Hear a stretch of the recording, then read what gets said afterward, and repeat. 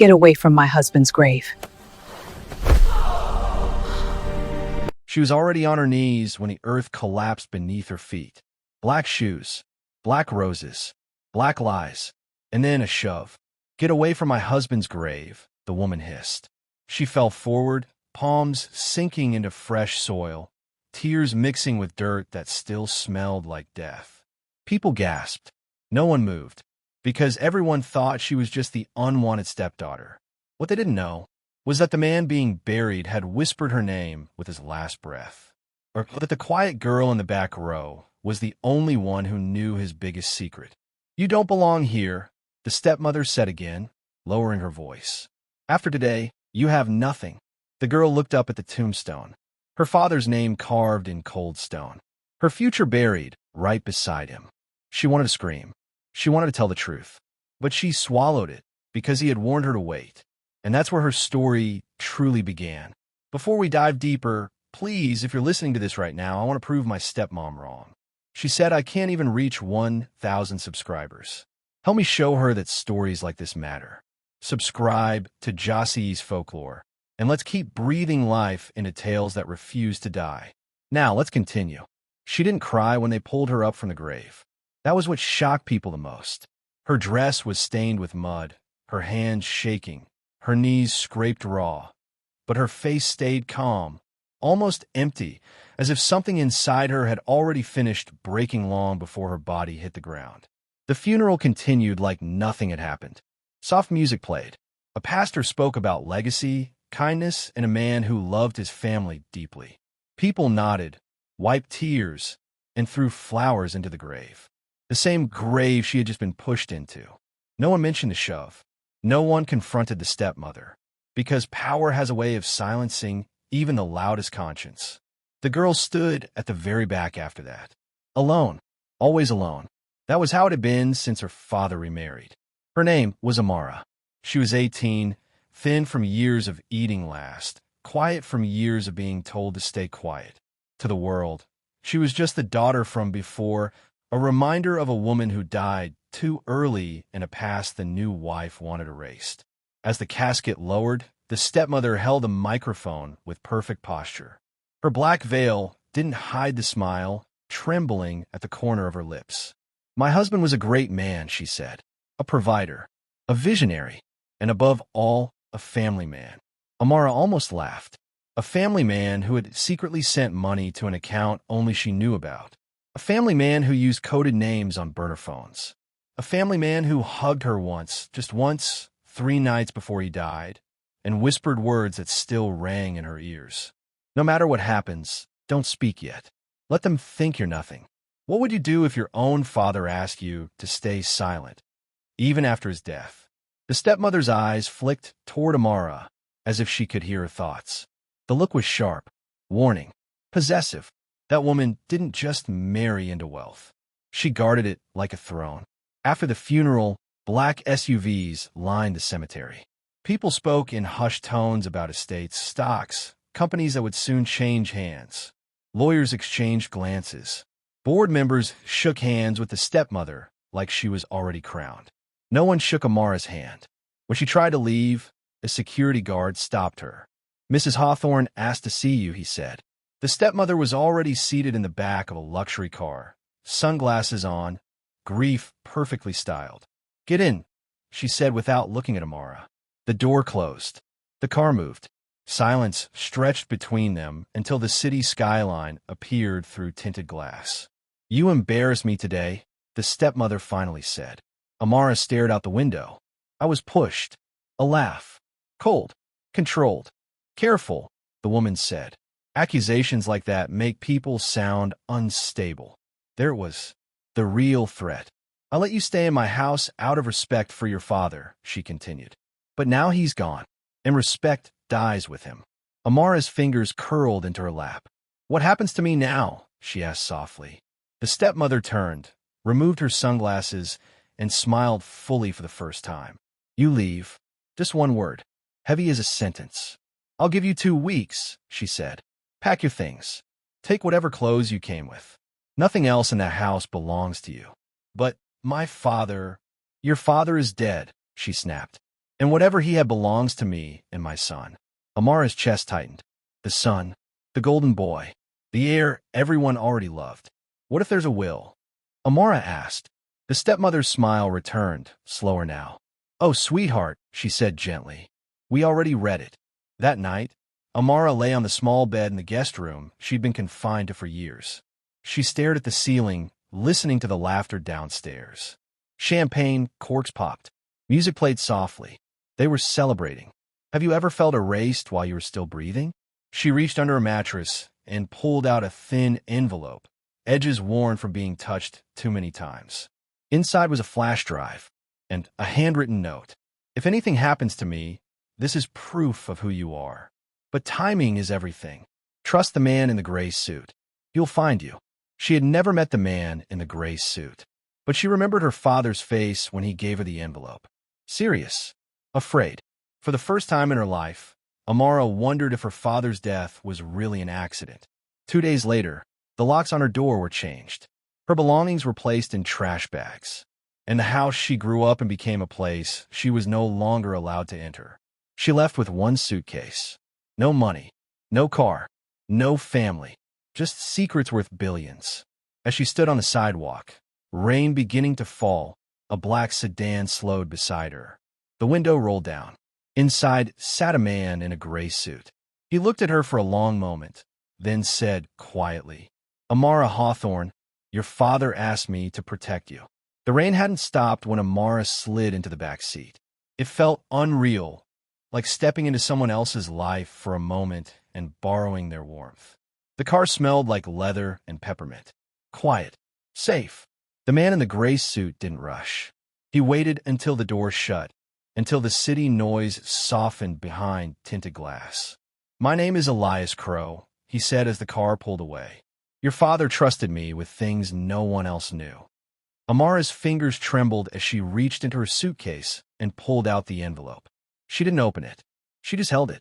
He said you'd come, she whispered. Elias nodded. He hoped you wouldn't have to. They drove in silence for several minutes. Streetlights blurred through the rain. Amara's mind raced with questions, but fear kept them trapped in her throat. Finally, she asked the one thing that mattered most. Did my father know he was going to die? Elias didn't answer immediately. He knew someone was watching him, he said carefully. He knew his time was limited. That's why he prepared. Prepared. The word echoed like thunder. They stopped at a quiet building downtown. Nothing flashy, nothing that screamed billionaire wealth. Just clean glass, security at the door, and a calm that felt intentional. Inside, Elias led her to a private office. He locked the door. Before we go any further, he said, I need you to understand something. What your father built wasn't just money. It was power. And power makes people dangerous. Amara swallowed. Your stepmother? She asked. She was never supposed to know, Elias replied. But she suspected. That's why she moved fast after his death. Why the will was read so quickly. He leaned forward. Tell me, did you ever see the will yourself? Amara shook her head. They never let me near it. Elias's jaw tightened. Exactly.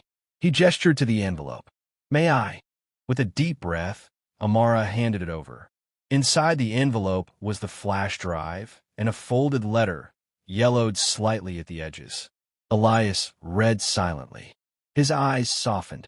He loved you, Elias said quietly. More than you know. Then he plugged the flash drive into his computer. What appeared on the screen made Amara's breath catch.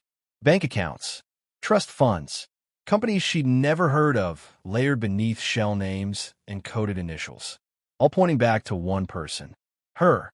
Your father didn't just leave you something, Elias said. He made you the center of everything. Amara stood slowly. That's not possible.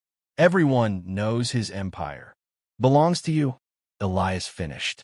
Legally, quietly, irrevocably. Have you ever discovered your whole life was a lie, and the truth was bigger than you could carry? Tears blurred Amara's vision. Then why did he let her treat me like that? Why didn't he stop it? Elias's voice softened.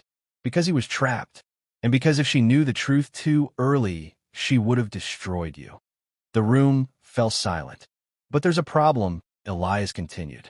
The original will. the one that matters, was never filed. Amara's heart sank. So she wins. For now, Elias said. She has a copy. One that leaves everything to her and her son. But copies don't hold up in court if the original appears. Where is it? Amara asked. Elias exhaled. That's where the risk comes in. He turned the screen toward her and opened a new file. Surveillance photo. Dates. Messages. Your stepmother intercepted the lawyer meant to file the will. She claimed emergency authority. She moved assets. She erased paper trails. Amara's voice shook. She planned this. Yes, Elias said, but she made one mistake. He pointed at the screen. She underestimated your father's paranoia. Hidden among the files was a video. Her father appeared on screen, older than she remembered, eyes tired but sharp. If you're watching this, he said, it means I didn't get the chance to protect you myself. Amara covered her mouth. Amara is my only biological child, he continued, and the sole heir to my personal fortune. Anyone claiming otherwise is lying. The video timestamp was dated 2 weeks before his death. This changes everything, Elias said, but we can't release it yet. Why not? Amara asked. Because the moment we do, she'll strike back, he said.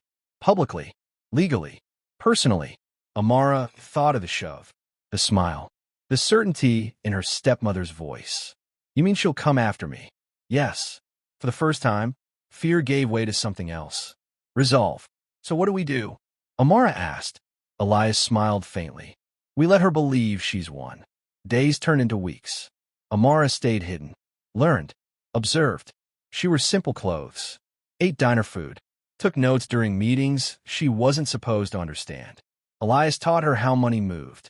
How silence could be louder than confrontation. Meanwhile, the stepmother went public. She hosted interviews. Announced mergers. Presented her son as the future. She's confident, Amara said one night, watching the news. That's good, Elias replied. Confident people make mistakes. Then came the invitation. A formal charity gala. The first public event announcing the new era of the Hawthorne legacy. Elias handed Amara the envelope. She wants to be seen, he said. So do we. Amara looked down at the invitation, then up at him. What if she recognizes me? Elias met her gaze. Then she'll realize too late that graves don't always stay closed. On the night of the gala, Amara stepped into a black dress that didn't scream wealth, but whispered it. Her hair was pulled back simply, her face calm. As they entered the ballroom, the stepmother stood at the center, laughing, radiant, untouchable, until her eyes met Amara's. The smile faltered, just for a second, but that second was enough, because power recognizes its true owner. The music didn't stop when Amara walked in. That was the first mistake.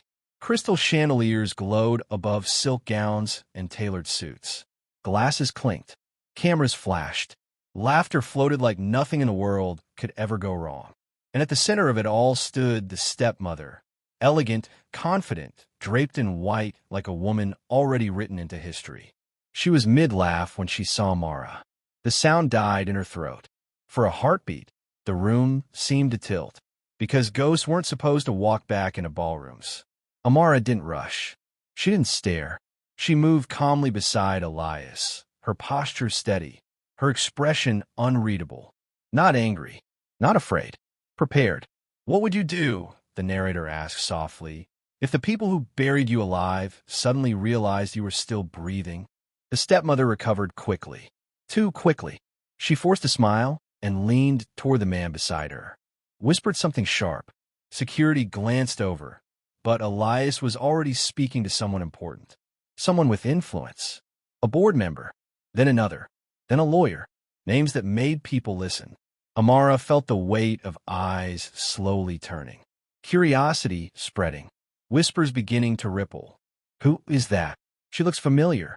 Isn't that? The stepmother moved. She crossed the room with practiced grace and stopped in front of Amara, blocking her path. You have a lot of nerve showing up here, she said through clenched teeth, smile frozen for the cameras. Amara met her gaze calmly. This is a public event. You were told to stay away, the stepmother hissed. I was told many things, Amara replied softly. Most of them weren't true. The stepmother laughed a little too loudly. She's confused, she told the nearby guests. Grief does that. Amara tilted her head. Is that what you told them when you pushed me into my father's grave? Silence. The air thickened. The stepmother's eyes darkened.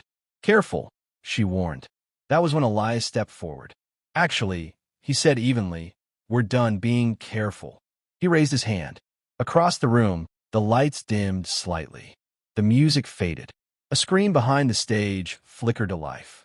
The stepmother turned slowly, dread creeping into her perfect posture. What is this? She demanded. Elias didn't answer. The video began. A familiar face appeared on the screen. Older, weary, alive. If you're watching this, the man said, then I'm gone. Gasps echoed through the ballroom. Amara's father looked directly into the camera. My name is Jonathan Hawthorne, and I am recording this to state clearly and without pressure that Amara Hawthorne is my only biological child. The stepmother staggered back. Any will presented without this recording is invalid, the man continued. Any person claiming authority over my estate without my original filing is committing fraud. People turned. Phones lifted. Faces shifted from admiration to shock. The stepmother's son stood frozen, color draining from his face. I trusted someone I should not have, Jonathan said. And if my daughter is standing alone right now, then I failed her. For that, I asked her forgiveness. Amara's chest tightened, but she stood tall. Everything I built belongs to her, the man finished. And I pray she builds something kinder with it. The screen went black. For a moment, no one spoke. Then chaos erupted. Reporters surged forward. Lawyers shouted. Board members demanded explanations. Security didn't know who to protect anymore. The stepmother screamed, "This is fake. She planned this." Elias calmly handed documents to the head legal counsel. Original filings, he said. Time-stamped. Verified. The stepmother's world collapsed in real time. What would you do if every lie you built your life on fell apart in front of everyone who ever applauded you? Police escorted her away that night. Not in handcuffs, but in disgrace. Investigations followed. Assets were frozen. Her son disappeared from headlines overnight. Amara stood alone for a moment as the room buzzed around her. Then someone clapped. One clap, then another, until the applause grew, hesitant at first, then full. Not for money, not for power, but for truth. Weeks later, Amara stood in a quiet office overlooking the city. The name on the door read, Amara Hawthorne Foundation. She didn't move back into the mansion. She sold it, turned it into a shelter for girls who had nowhere to go. Girls who were told they were nothing. Girls who needed time. Elias watched her sign the final papers. You could have destroyed her, he said. Amara smiled faintly. I already won. Because she wasn't buried anymore. She was planted. Moral of the story. Some people think power is inherited through blood or money. But real power comes from patience, truth, and knowing when to rise. Amara's story reminds us that silence doesn't mean weakness, and waiting doesn't mean losing. What's meant for you can't be stolen, only delayed. And sometimes, the grave meant to end you becomes the ground that grows you. If this story touched you, hit that subscribe button for more emotional tales for Jossy's Folklore. And even if it didn't, come on, subscribe anyway. We'll win you over next time. Drop a comment, like the video, and let's keep the stories alive. Thanks for watching.